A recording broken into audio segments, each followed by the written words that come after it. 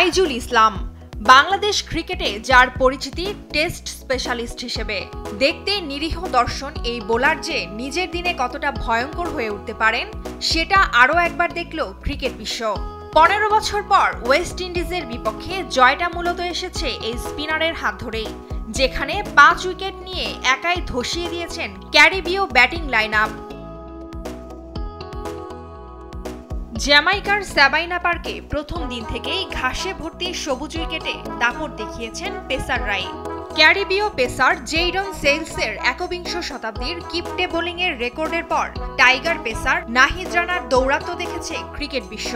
চতুর্থ ইনিংসে এসে সেই পেস স্বর্গকেই যেন নিজের মতো করে সাজালেন তাইজুল।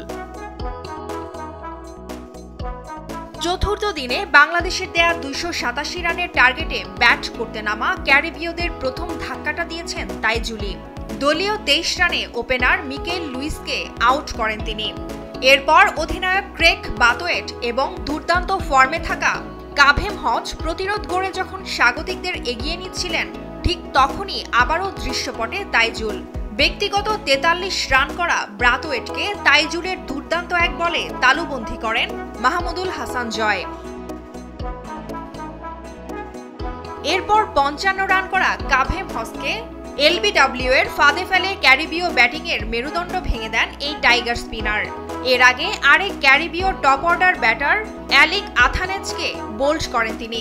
তখনও ওয়েস্ট ইন্ডিজের শেষ ভরসা হয়ে উইকেটে ছিলেন wicket keeper Joshua D Silva. তাকে আউট করেই ক্যারিবীয় ব্যাটিংয়ের লেজ বের করে আনেন তিনি। সেই সাথে তুলে নেন ক্যারিয়ারের 15তম ফাইফার। সাকিব আল হাসান পরবর্তী বাংলাদেশের স্পিন অ্যাটাকে অধিনায়ক মিরাজের সাথে অন্যতম ভরসার নাম তাইজুল ইসলাম। যে কোনো কন্ডিশনে তিনি একাই ম্যাচ ঘুরিয়ে দেওয়ার সামর্থ্যের জানান দিচ্ছেন নিয়মিত।